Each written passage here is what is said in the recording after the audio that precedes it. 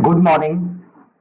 चलिए, बृहत पाराशर होरा शास्त्र में एज कैलकुलेशन के लिए या फिर आयु की गणना करने के लिए कई सारे मेथड्स आपको मिल जाएंगे, लेकिन इन मेथड्स की जो एक्यूरेसी है वो लगभग 40 से 60%, 40 to 60% की आती है।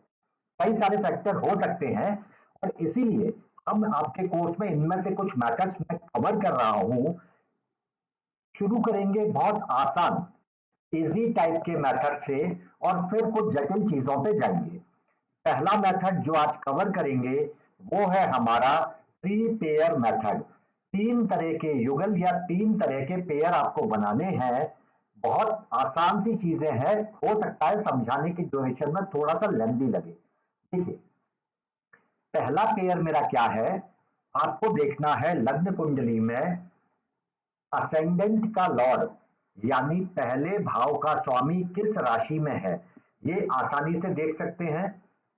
फिर देखना है 8th हाउस का लॉर्ड किस साइन में है, अष्टम भाव का स्वामी किस राशि में है। तो पहले पेयर के रूप में मुझे दो चीजें देखनी है, लग्न भाव का स्वामी किस राशि में है और अष्टम का स्वामी किस राशि में है। बहुत टाइम नहीं लगेगा, कुछ सेकंड्स लगेंगे इसको देखने में। चलिए, ये हो गया पहला पेयर। दूसरा पेयर में हमें क्या देखना है, लग्न किस राशि में है, यानी कि लग्न में पहले भाव में राशि कौन सी है, ये पहला पॉइंट है दूसरे पेयर का। और होरा लग्न किस राशि में है, होरा लग्न के बारे में मैं जस्ट अभी चर्चा करता हूं, आपको क्लियर कर दूंगा। तो दूसरे पेयर में मुझे देखना है कि लग्न की राशि क्या है और होरा लग्न की राशि क्या है। इसको देखने में भी 5 से 10 सेकंड से ऊपर का समय नहीं लगेगा। तीसरा मेरा पेयर है चंद्रमा किस राशि में है, मून किस साइन में है और फिर से लग्न किस साइन में है, जो पहले हम ऑलरेडी देख चुके हैं। यानी कि ये तीन अलग अलग पेयर हैं। इनमें से ऐसी कोई भी चीज नहीं है जिसमें आपको कोई भी कैलकुलेशन करना पड़े। पूरा लग्न मैं आपको भी बता दे रहा हूं कि कैसे आराम से निकालेंगे। और यहाँ पे हम किस होरा लग्न की बात कर रहे हैं वो भी मैं आपको बता देता हूँ। चलिए, पहले हम ऑलरेडी पढ़ चुके हैं एक सेशन में प्रवृत्तीय द्वया होरा, पीढ़ी होरा। हम अपने होरा लग्न के लिए इस कॉन्सेप्ट में इसका यूज करेंगे। आपको कैसे बनाना है बनाने की जरूरत नहीं है, होरा लग्न कैसे देखो। मान लीजिए जातक का जन्म वृषभ राशि टॉरस साइन में हुआ, सेकंड नंबर पे टॉरस मिल जाएगा। अगर 0 से 15 डिग्री की जन्म का डिग्री है, वृषभ लग्न में जन्म हुआ है 10 डिग्री का, तो आप 10 से 15 यानी पहला हिस्सा आधा वाला हिस्सा जेमिनी लेंगे। इसका मतलब हुआ कि वृषभ लग्न में 10 डिग्री 0 से 15 डिग्री के बीच में जन्म हुआ है तो होरा लग्न हो जाएगा मिथुन जमना। अगर 15 से 30 डिग्री है तो हो जाएगा कैंसर यानी कि कर्क राशि। एक और तरीके से एक और बता देता हूं इसका एग्जांपल। मान लीजिए जातक का जन्म है सिंह राशि लियो में, तो अगर पहले 15 डिग्री है लियो की सिंह की तो होरा लग्न होगा सेजिटेरियस यानी कि धनु राशि। अगर 15 से 30 डिग्री के बीच में है तो कैप्रिकॉर्न हो जाएगा यानी कि मकर राशि। तो ये शीट सामने रख के निकाल सकते हैं, बहुत आसान है होरा लग्न देखने में। क्या देखना है, लग्न में कौन सी राशि है, मान लीजिए स्कॉर्पियो है, वृश्चिक राशि है, जन्म है 28 डिग्री का यानी कि सेकंड हिस्सा यानी कि कर्क राशि कैंसर। तो अभी हमारे जो तीन पेयर हैं उनमें कोई भी ऐसी चीज नहीं है जो आप नहीं देख सकते। बाकी सारी चीजें लग्न चार्ट में दिख जाएंगी और होरा लग्न से वो आप परिवर्तीय द्वया होरा या पीढ़ी होरा या इस शीट को से निकाल सकते हैं, बहुत आसानी से हाथ में आ जाएगा। यहां तक क्लियर है, कुछ भी प्रॉब्लम है। तीन पेयर मैंने बताए हैं आपको जो लग्न चार्ट में बड़े आराम से आप देख सकते हैं। आगे आ जाइए। अब ये भी बेसिक हम जानते हैं, चर राशि मूवेबल साइन 1 4 7 10 होते हैं। ये पहला दूसरे बेसिक लेवल की चीजें हैं। 2 5 8 11 फिक्स साइन अचर राशि या स्थिर राशि। 2 5 8 11 फिक्स राशि है।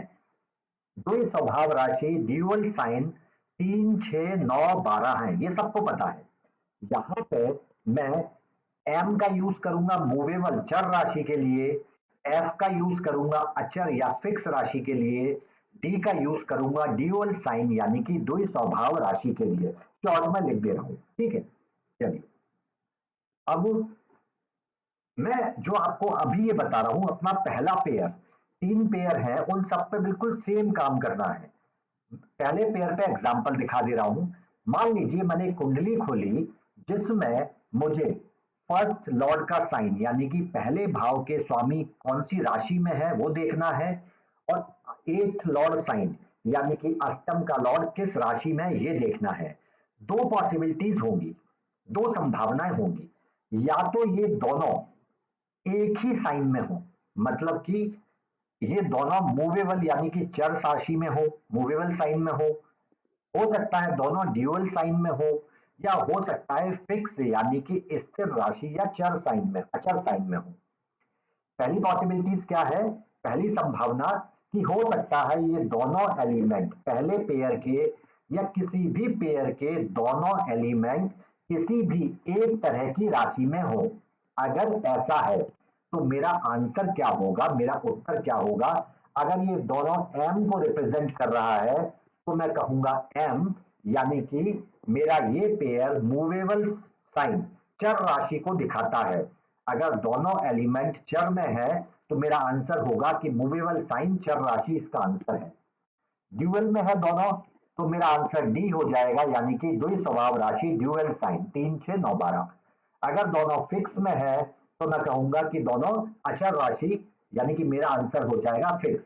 इसका मतलब है कि दोनों एलिमेंट हमारे जो तीनों पेयर हैं, चाहे कोई भी पेयर की बात कर रहे हो, कोई भी पेयर ये दोनों एलिमेंट अगर किसी एक तरह की राशि को दिखाते हैं तो आपका आंसर वही राशि हो जाएगा। एक संभावना ये है। दूसरी संभावना ये है कि ये दोनों एलिमेंट अलग अलग राशि में हो, ठीक है। मान लीजिए यही एलिमेंट पहले केस में पहला है चर राशि में मूवेबल साइन में, दूसरा है फिक्स साइन यानी कि स्थिर या अचर राशि में, ठीक है, पहली कंडीशन में। तो मेरा आंसर क्या होगा, यहां पे सीधा सिद्धांत है, अगर दोनों एलिमेंट आपस में राजी हैं, एग्री करते हैं, तो मैं इनकी बात मान लूंगा। दोनों मूवेबल दिखाएंगे तो मैं मूवेबल या चर राशि ले लूंगा। अगर इनमें झगड़ा है, अगर ये बोलते हैं कि अलग अलग राशि को रिप्रेजेंट करेंगे, दर्शाएंगे अलग अलग साइन को, तो मैं इनमें से किसी की बात नहीं मानूंगा। इनमें से जो रह गया है, 3 तरह की राशियों में से जो रह गई है वो मेरा आंसर हो जाएगा। इसका मतलब कि अगर ये कंडीशन है तो ये एम दिखा रहा है, ये एफ दिखा रहा है। तीसरी कौन सी राशि नहीं है, वो है डी यानी कि द्विस्वभाव राशि यानी ड्यूअल साइन। तो मेरा उत्तर हो जाएगा डी। दूसरे केस में मान लीजिए पहले भाव का स्वामी द्वि स्वभाव राशि में है, डी दिखाता है, 8वें घर का स्वामी एफ दिखाता है यानी कि अचर साइन स्थिर राशि में है।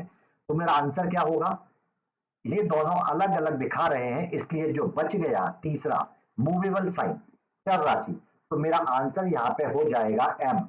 यानी कि या तो इन दोनों को एक चीज पे राजी होना है, एग्री होना है, और अगर नहीं होते अलग अलग चीजें दिखाएंगे तो मैं दोनों की ही नहीं सुनूंगा, मैं तीसरे साइन को उत्तर मान लूंगा, आंसर मान लूंगा। बहुत आसान है। तो चाहे तीनों पेयर में आप ये चीजें एक साथ कर सकते हो, अभी मैं दिखा देता हूं। चलिए, यहां तक हमने कुछ भी नहीं किया है, बहुत सिंपल सी चीजें समझी है। अब आ जाते हैं राशि नंबर 1 4 7 10 मूवेबल साइन दीर्घ आयु लॉन्ग लाइफ दिखाएंगी। 3 6 9 12 मध्य आयु यानी कि मिडिल लाइफ की तरफ इशारा करेंगी, और 2 5 8 11 अल्प आयु यानी कि शॉर्ट लाइफ को इंडिकेट करेंगी, ठीक है। चर राशि ऊर्जावान होती है, लंबी लाइफ। 3 6 9 12 की एनर्जी और कम है, तो मिडिल लाइफ मध्य आयु 2 5 8 12 11 फिक्स है, इसलिए अल्प आयु शॉर्ट लाइफ का स्पैन इनको दिया गया है। अब मैंने यह तीनों पेयर आपके सामने लिख दिए। मान लीजिए पहला पेयर मुझे दिखाता है एम और एम, इसका मतलब दोनों ही मूवेबल साइन में है। तो मेरा आंसर क्या होगा, दोनों राजी हैं, ठीक है, तो मैंने आंसर लिख दिया मूवेबल साइन चर राशि m। दूसरे पेयर पे आ जाता हूं। दूसरा पेयर क्या है? असेंडेंट। लग्न में साइन कौन सा है? लग्न किस साइन का है? मान लीजिए ड्यूअल साइन है, द्वि स्वभाव है। होरा लग्न अभी मैं देखा है ना, शीट में देख लेंगे, फिक्स साइन में है। अब ये दोनों, ये वाला पेयर दोनों अलग अलग राशि दिखाता है, तो मैं आंसर क्या मानूंगा? दोनों एक चीज पे एग्री नहीं है, तो जो बच गया है डी आ गया, एफ आ गया, तो क्या बच गया? एम। मेरा आंसर हो गया एम, मतलब कि चर राशि। ठीक है। तीसरा पेयर क्या है?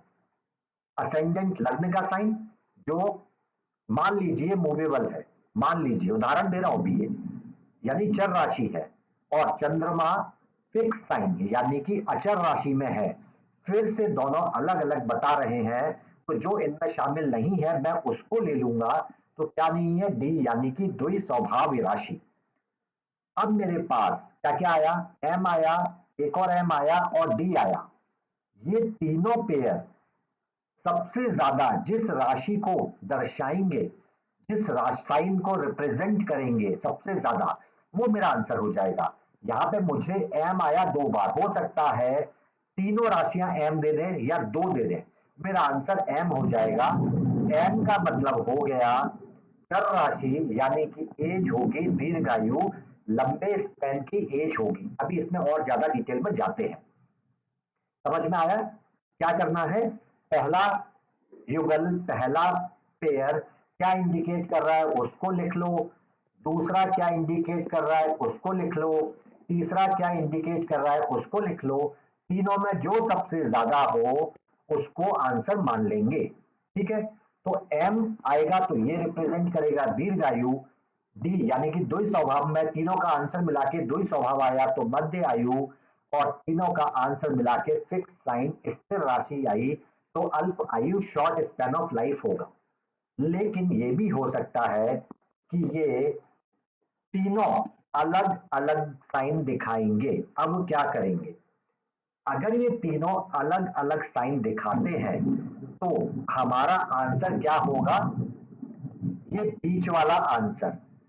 अगर ये तीनों का पेयर अलग अलग राशि दिखाते हैं आंसर में, फाइनल में, तो मैं लग्न और होरा लग्न के साइन वाला जो पेयर है, जो मेरा पेयर नंबर 2 है, इसका आंसर जो भी आएगा वो ले लूंगा।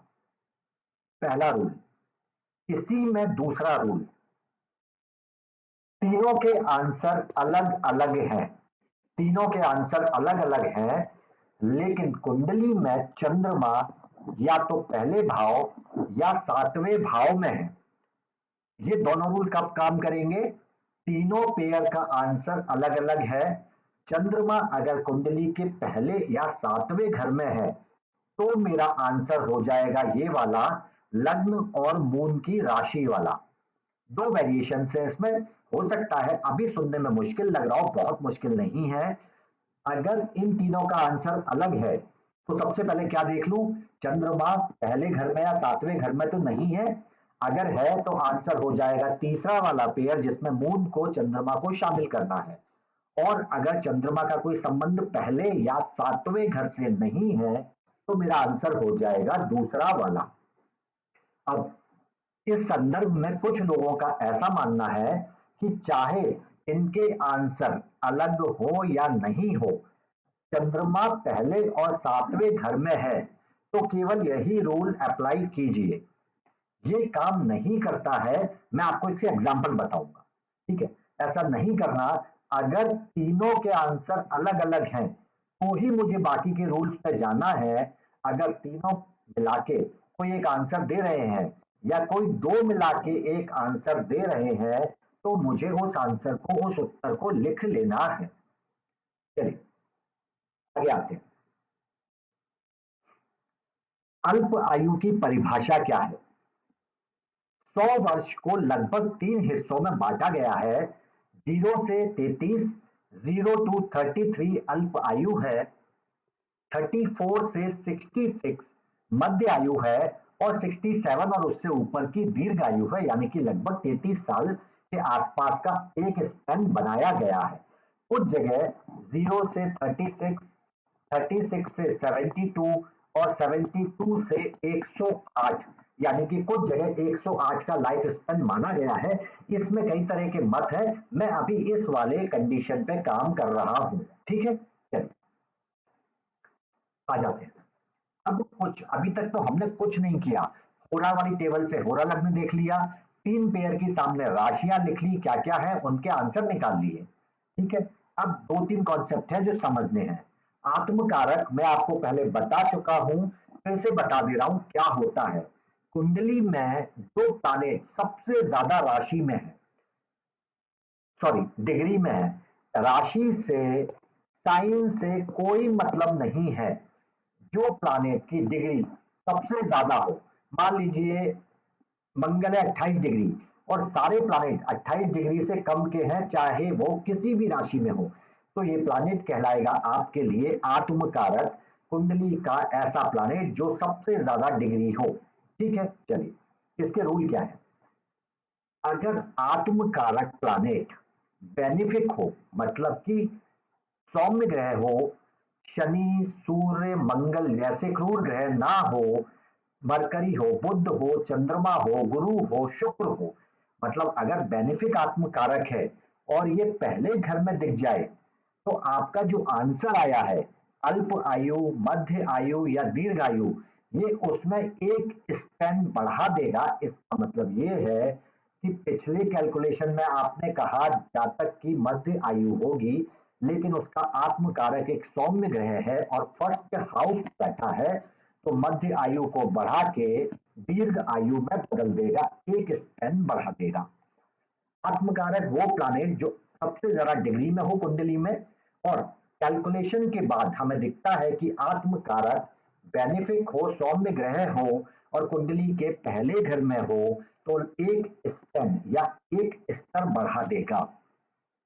दूसरा, अगर 8वें घर का लॉर्ड पहले घर में चला जाए, अगर 8th house Lord first house में चला जाए, तो ये एक स्पैन को कम कर देगा, एक स्तर को कम कर देगा। अगर आंसर में आया है मध्य आयु, तो हो जाएगा अल्प आयु। ठीक है, अभी एग्जांपल भी देखेंगे और टेबल भी देखेंगे। 15 करीब चार्ट में आपको दिखाऊंगा, प्रैक्टिकली 3 दिखा दूंगा और बाकी के टेबल्स में दिखा दूंगा। तीसरा, अगर 8th हाउस का लॉर्ड अष्टम भाव का स्वामी ही आत्मकारक हो जाए, अगर 8th हाउस का लॉर्ड ही आत्मकारक हो जाए, तो फिर ये एक लाइफ के स्पैन को कम कर देता है। अगर दीर्घ आयु है तो मध्य आयु बना देगा और मध्य आयु है तो अल्प आयु बना देगा। क्या हुआ इसका मतलब? 3 नियम है। आत्मकारक सौम्य ग्रह फर्स्ट हाउस में एक स्पैन को प्लस कर देगा, 8th लॉर्ड फर्स्ट हाउस में आ जाए तो नेगेटिव है, एक को कम कर देगा, और अगर 8th लॉर्ड खुद आत्मकारक हो जाए तो भी लाइफ का एक स्पैन कम हो जाएगा।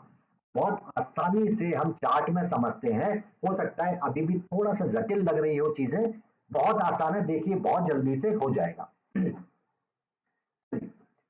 कुंडली है स्वामी विवेकानंद जी की। सबसे पहले मुझे क्या देखना है?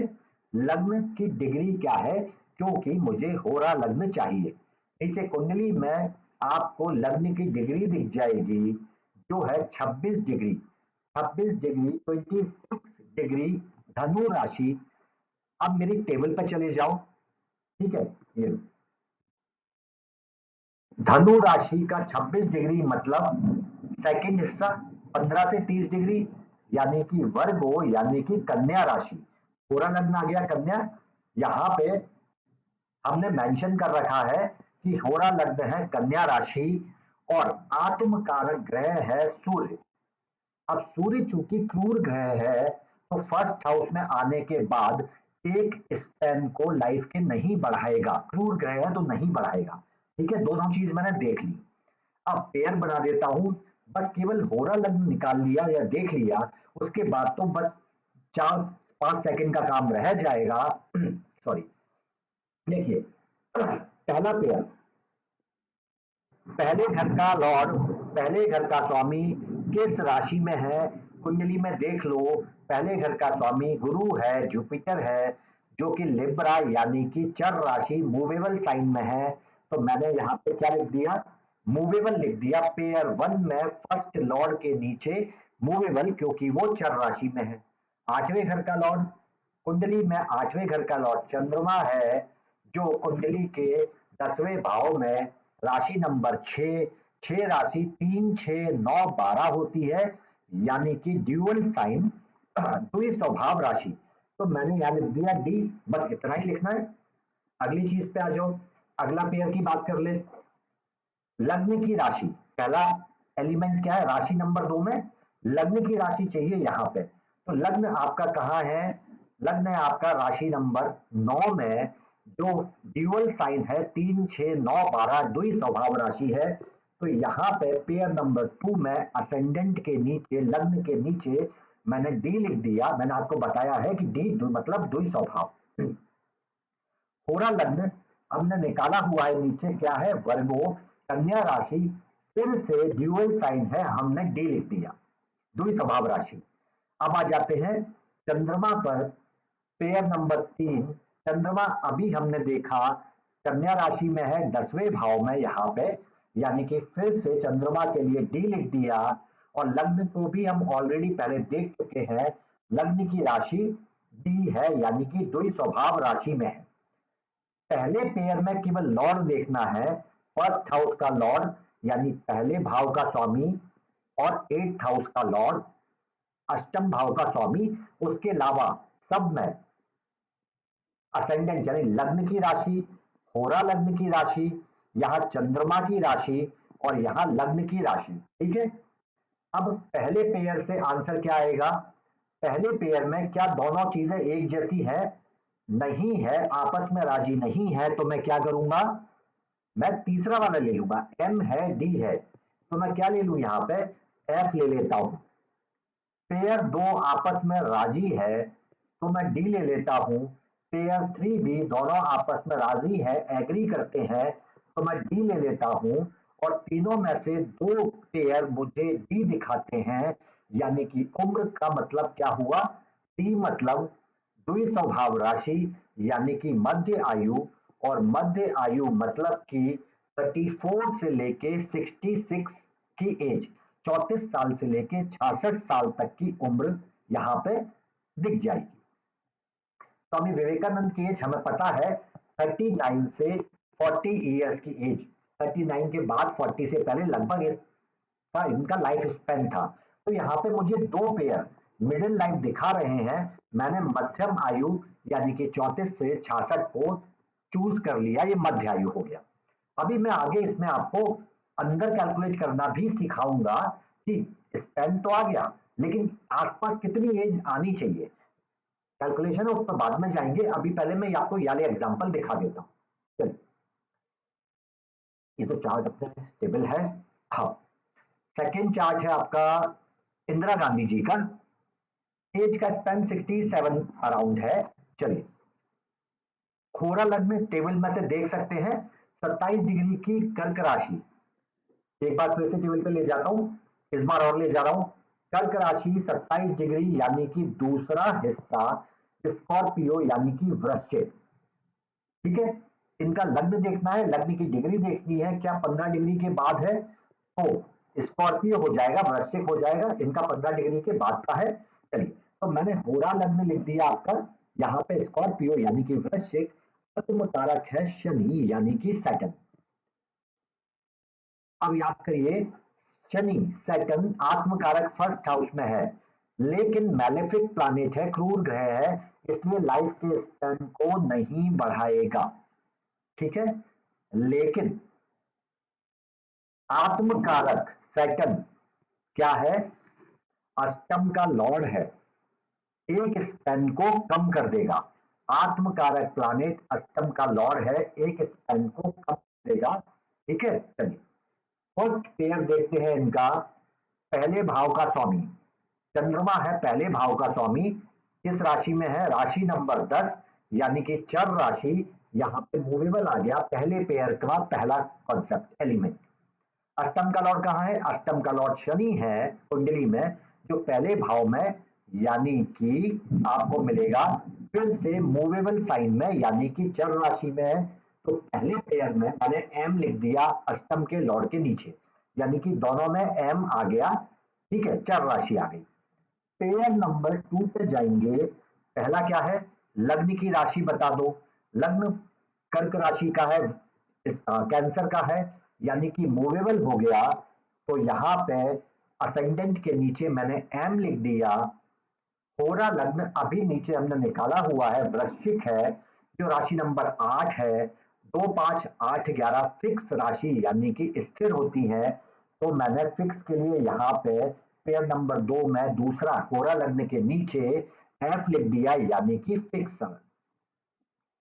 पेयर नंबर 3 पे आते हैं। चंद्रमा की राशि क्या है, चंद्रमा भी हमने देखा फर्स्ट हाउस का लॉर्ड है, राशि नंबर 10 में है, कुंडली के 7वें घर में यहाँ पे, यानी कि एम मूवेबल साइन हो गया, चर राशि होगी।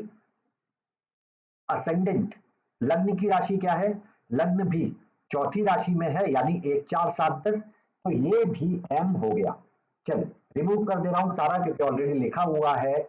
पहला पेयर मुझे क्या आंसर बताता है, दोनों एग्री है, मैं एम ले लेता हूं।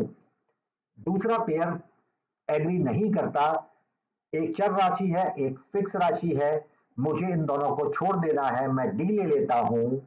तीसरा पेयर एग्री करता है, दोनों एम बताते हैं, यानी कि चर राशि। लाइफ स्पैन होना चाहिए चर राशि के हिसाब से दीर्घायु, यानी कि 67 से ऊपर। इनका 67 कंप्लीट करके 67 में मृत्यु हुआ, और मैं इसको लॉन्ग लाइफ या दीर्घायु नहीं मानता, क्योंकि हाँ 67 से थोड़ा ऊपर चला जाता, बिल्कुल एग्जैक्ट बॉर्डर पे है।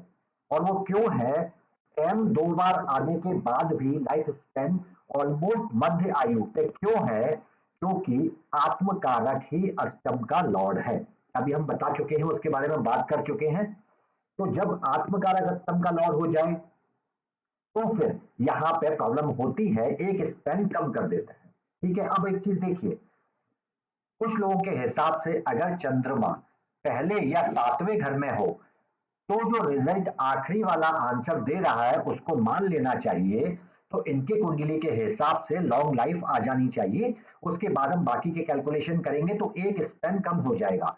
यहाँ ये कॉन्सेप्ट अप्लाई होता है, मैंने जानबूझ के लिया है कि चंद्रमा पहले और 7वें घर में है, तो इस वाले पेयर अकेले से काम हो जाएगा। अब मैं आपको अगला चार्ट दिखाता हूं। देखिए, इस कुंडली को देखिए, चंद्रमा पहले घर में है, ठीक है। तो ये लाइफ स्पेन किसके हिसाब से होना चाहिए, पेयर नंबर 3 के हिसाब से। अभी हम पहले कैलकुलेशन कर लेते हैं। होरा लग्न कर्क राशि कैंसर, आप शीट में देख लोगे, है ना, बार बार में शीट पे नहीं जा रहा, ठीक है। आत्मकारक इनका चंद्रमा है, मून है। चलिए याद रखिए, आत्मकारक फर्स्ट हाउस में पहले भाव में बैठा है, और बेनिफिट प्लानेट है, सौम्य ग्रह है, क्या करेगा, लाइफ का एक स्पैन बढ़ा देगा, एक स्पैन बढ़ाएगा। चलिए चार्ट है अटल बिहारी वाजपेयी जी का, 94 का एज है जब एक्सपायर हुए, इनकी डेथ हुई। चलिए पहले पेयर की बात करते हैं। पहले भाव का स्वामी, पहला भाव वृश्चिक राशि, मंगल हुआ, मंगल बैठा है कुंडली के 5वें घर में, 12वें नंबर साइन में, यानी कि ड्यूअल हो गया, द्वि स्वभाव राशि, ठीक है। 8th हाउस का लॉर्ड मरकरी यानी कि बुध हो गया, कुंडली के दूसरे घर में बैठा है, ड्यूअल 3 6 9 12 में, यानी कि फिर से डी आ जाएगा। पहला पेयर में दोनों चीजें डी और डी आ गए। पेयर नंबर 2 की बात करते हैं। क्या चाहिए, लग्न की राशि, लग्न वृश्चिक है, स्कॉर्पियो, 2 5 8 11 फिक्स साइन होते हैं, तो यहाँ फिक्स लिख दिया, एफ लिख दिया। होरा लग्न निकाला है नीचे, कैंसर आएगा, कैंसर क्या है, कर्क क्या है, मूवेबल साइन है, 1 4 7 10 है, तो सेकंड पेयर में होरा लग्न के नीचे एम लिख दिया। कुछ कुछ सेकंड्स के काम है, बहुत आसानी से होते हैं। तीसरे पेयर पे आ जाते हैं। चंद्रमा मून फर्स्ट हाउस में वृश्चिक राशि में, वृश्चिक राशि फिर से फिक्स साइन है, तो पेयर नंबर 3 में चंद्रमा की राशि के नीचे एफ लिख दिया, फिक्स साइन, स्थिर राशि, और लग्न भी वृश्चिक राशि में है, तो लग्न की राशि के नीचे भी एफ लिख दिया, यानी कि फिक्स साइन। अब इनके फाइनल आंसर निकालते हैं। पहला पेयर आपस में एग्री करता है, डी लिख लिया। दूसरा पेयर आपस में एग्री नहीं करता, एक फिक्स बताता है यानी कि स्थिर बताता है, एक मूवेबल बताता है, चर बताता है। मुझे ना मूवेबल चाहिए ना फिक्स चाहिए, मैं तीसरा ले लूंगा डी, यानी कि द्वि स्वभाव राशि। तीसरा पेयर मुझे फिक्स फिक्स दिखाता है तो मैं फिक्स ले लूंगा। ठीक है, चलिए इस हिसाब से आयु कितनी आनी चाहिए थी, डी। डी का मतलब हुआ मध्य आयु, यानी कि 34 से लेके 66। लेकिन आत्मकारक बेनिफिक होके, चंद्रमा आत्मकारक बेनिफिक होके फर्स्ट हाउस में है, लाइफ का एक स्पैन बढ़ा देगा, एक स्तर को ऊंचा कर देगा, तो मध्य आयु से बढ़ा के ये दीर्घ आयु में ले जाएगा। ठीक है, चलिए अब जो मैं आपको कॉन्सेप्ट बता रहा था, अगर चंद्रमा पहले या सातवें घर में हो तो बाकी कुछ मत देखो, केवल इसको आंसर मान लो, तो आंसर आएगा एफ। एफ यानी कि फिक्स। फिक्स का मतलब अल्प आयु, और उसके बाद आत्मकारक अगर बढ़ा भी देगा तो अल्प आयु से मध्य आयु तक ले जाएगा, और 94 ईयर की एज मध्य आयु नहीं होती। दो बैक टू बैक एग्जाम्पल लिए हैं क्योंकि आपको कुछ बुक में या कुछ जगह मैंने भी पढ़ा है, और उसको प्रैक्टिकबिलिटी देखने के लिए उसकी कि हम अप्लाई हो रही है या नहीं, तो ये काम नहीं करेगा।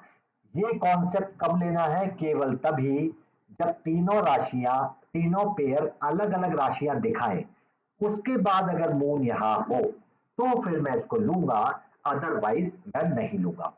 अब 3 एग्जाम्पल मैं आपको डिटेल में बता चुका हूं, कुल मिला के 15 चार्ट। अभी आपके पास इसकी कॉपी भी होगी शायद, देख लेना, देख लीजिए पूरे लाइन से। थोड़ा सा जल्दी करवा दे रहा हूं, इनको मैं आपको दे दूंगा, चार्ट इसके अवेलेबल करवा दूंगा। Mister Jawaharlal Nehru, age 75। पहला पेयर मैंने बनाया, एम आया, एफ आया, मैं क्या लूंगा यहां पे, डी लूंगा, जो अवेलेबल नहीं है। दूसरे पेयर में क्या हुआ, दूसरे पेयर में एम है, एफ है, मुझे क्या लेना है, डी लेना है, क्योंकि दोनों राशियां एग्री नहीं करती। डी आया पहले से, डी आया दूसरे से, तीसरे से एम आया, तो मैं आंसर क्या मानूंगा, जो दो राशियां दिखा रही हैं, यानी कि मध्य आयु, लेकिन इनका आत्मकारक बेनिफिक होके फर्स्ट हाउस में है, तो मध्य आयु से बढ़ा के ये आपको अगले लेवल पे ले जाएगा, यानी कि दीर्घ आयु पे ले जाएगा। ठीक है, रतन टाटा जी की बात करते हैं, इसमें कुछ ऐसे एग्जाम्पल भी जो मैच नहीं हो रहे होंगे। देखिए बहुत सिंपल सी चीज है, अगर 100% एक्यूरेसी वो भी कैलकुलेशन में आ जाए, होता ही नहीं है। ठीक है, कुछ एक्यूरेसी यहाँ पर थोड़ी सी ज्यादा मिल सकती है, 3 तरह के अलग मेथड को एक साथ रख के करेंगे, इसीलिए कुछ एग्जाम्पल यहाँ दिखा रहा हूं जहां एक्यूरेसी मैच नहीं होती है। मिस्टर रतन टाटा जी की बात करेंगे, यहां से दोनों में एम आ गया, एम ले लूंगा, यहां से क्या आएगा, डी और एफ है, तो यहां भी एम ले लूंगा। अब 2 एम मिल गए मुझे, तो दीर्घायु हो गई, 87 की एज दीर्घ आयु में आ जाती है। चलिए महात्मा गांधी, थर्ड चार्ट की बात कर लेते हैं। फर्स्ट में दोनों एम, दीर्घायु। सेकंड में दोनों एम, दीर्घायु। थर्ड में दोनों एम, दीर्घायु। 79 80 दीर्घायु में आ जाती है। रविंद्रनाथ टैगोर जी की बात कर लेते हैं, अगला चार्ट। अब मैं आपको पूरे चार्ट दिखा नहीं रहा, स्पेस यूज होगा, चार्ट आपको मैं अवेलेबल करवा दूंगा। दोनों एम, एम आ गया, यानी कि चर राशि एम। यहां डी एफ है तो क्या आया, डी और एफ को छोड़ के क्या बचा, एम ले लो, क्योंकि जो एग्री नहीं करते उसमें हम तीसरा साइन ले लेते हैं। 2 एम फिर से आ गए तो इसकी जरूरत नहीं है, यानी कि दीर्घ आयु 80 ईयर्स रिप्रेजेंट करता है। अगले चार्ट पे जाते हैं, राजीव गांधी जी का चार्ट है 47। ये मिडिल स्पैन की लाइफ है, यहां भी आपको देखने को मिलेगा एक लॉर्ड का इन्फ्लुएंस, प्रभाव।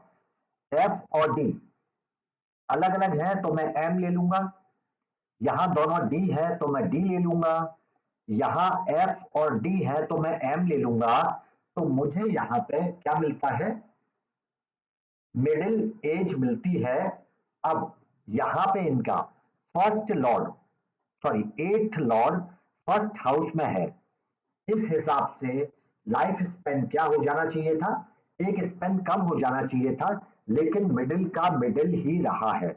8th लॉर्ड फर्स्ट हाउस में आ गया, लेकिन मिडिल का मिडिल स्पेन ही रहा है। ये वेरिएशंस आएंगे, मैं आपको ऐसे एग्जांपल दिखा सकता हूं जो मेरी थ्योरी से बिल्कुल मैच होते हैं, पर एक्चुअली चीजें ऐसे नहीं होंगी। तो हमें वो सोचना है, उस चीज पर रहना है, मुझे तैयार रहना पड़ेगा कि एक सिंगल मेथड से चीजें नहीं होगी। माइंडसेट को तैयार कर लीजिए इस चीज के लिए, ठीक है। अब्दुल कलाम जी के चार्ट पे आएंगे, ये भी मैच नहीं होगा। एफ और डी है, यहां से एम मिलेगा, ठीक है, यहां से मुझे एम और एफ है तो डी मिलेगा, यहां एम और एफ है तो डी मिलेगा। इसके हिसाब से मध्य आयु होनी चाहिए, लेकिन ये है दीर्घ आयु, नहीं हो रहा मैच। और इसमें मुझे कोई प्रॉब्लम नहीं है आपको ये बताने में कि ये चीजें मैच नहीं हो रही। हाँ, तीनों मेथड एक बार कंबाइन कर लेंगे, फिर उसके बाद चर्चा करेंगे। चलिए अगला चार्ट, डॉक्टर राजेंद्र प्रसाद राष्ट्रपति रह चुके हैं, प्रेसिडेंट रह चुके हैं। पहले मॉडल से एफ आया, पहले पार्ट से, पेयर से, यहां से डी आया और यहां से एम आया।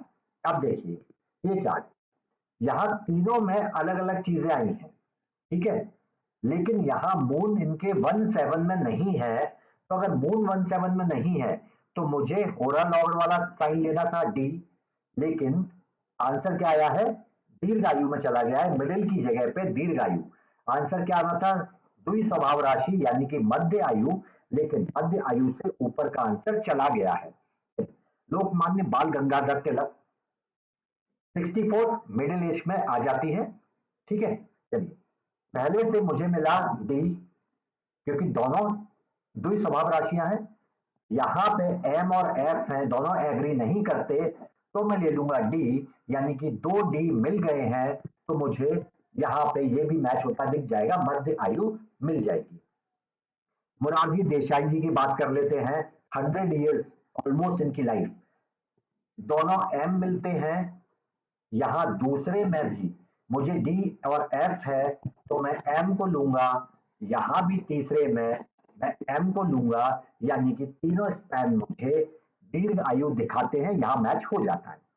संजय गांधी जी की चार्ट की बात कर लेते हैं, 33 यानी कि शॉर्ट स्पैन में इसको कहूंगा, पहला है एम और एफ, तो यहां आ गया डी, यानी कि मध्य आयु दिखाता है पहला पेयर, दूसरा एम दिखाता है, दोनों एग्री करते हैं, यानी कि दीर्घ आयु, पहला मध्य आयु, दूसरा दीर्घ आयु, और तीसरा एफ और एम है, तो क्या लूंगा मैं, डी लूंगा, यानी कि दो मुझे मध्य आयु दिखाते हैं, लेकिन आत्मकारक ही 8वें घर का लॉर्ड है।